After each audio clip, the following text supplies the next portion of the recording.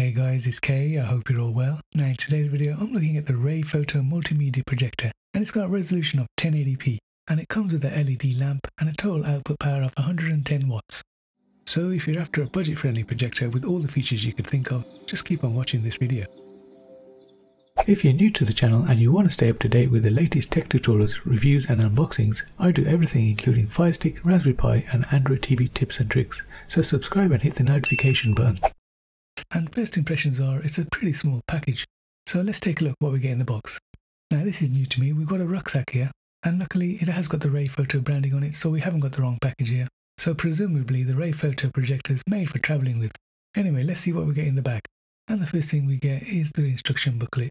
Honestly guys, can't stress enough, always take a look at the instruction booklet. It's going to save a lot of hassle in the long run. And we also get a care kit for the projector, which contains a lens cleaning cloth and some swabs. And we get a standard HDMI cable. And of course we get the remote, and it's your standard generic remote, and it does the job perfectly, with power, volume, D-pad, home buttons, and channel up and down buttons, and it takes two AAA batteries. We also get the standard power cable and plug, and lastly we get an AV cable. Now before we pull out the projector, let's take a quick look at this bag again. We've got a pretty sturdy bag here with lots of foam protection, and we've also got a detachable divider here, so the people at Rayfoto are pretty serious about you taking this projector out and about. And first impressions are, it's a pretty slick little box. You've got your own projector controls, your D-pad, your OK, your power, your back, and input selection. Up top you got your 2-point keystone correction and your focus wheel for your lens, and they feel pretty sturdy. On the front we've got our Rayfoto branding, and we've got our lens protector protecting our lens, and what a nice large lens it is. We've got our reflective coating on there. On the back we've got our rear speaker, which is covered by some pretty nice felt material. We also got the IR port for the remote control, and our power input. On the side we've got our air intake vent, which has got a built-in dust filter. On the other side we've got our fan exhaust. We've also got our headphone jack, AV port, USB 1 port, which can also be used for wide mirroring, a second USB port, and our 2 HDMI inputs. On the bottom we've got our height adjustment foot, which just screws out and screws in. And on the bottom we get some information about the power inputs and outputs of the projector. So that's about all you get in the box with the projector. A pretty nice little package considering the price. Okay, next we're going to look at what kind of performance we get from this projector. So taking a quick look at the touch controls on top of the projector, you can see they're pretty sensitive. And of course you can just use the remote to turn on the projector. But if you do misplace the remote, rest assured you'll be able to control the projector from these controls on top.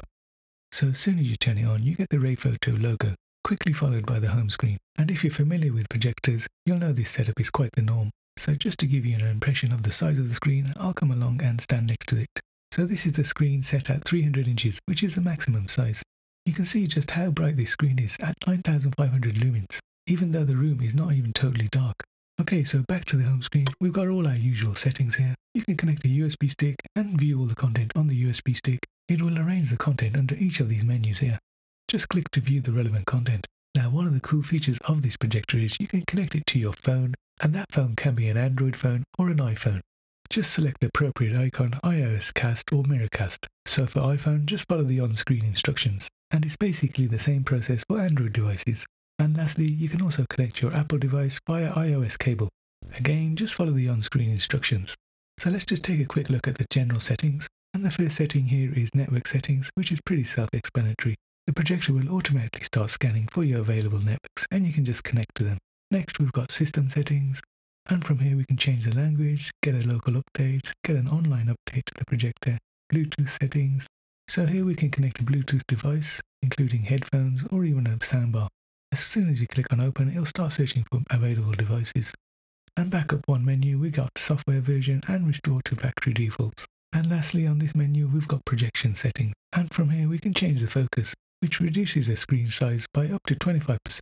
A pretty cool feature if you're short for space. Okay, now let's get to the good stuff.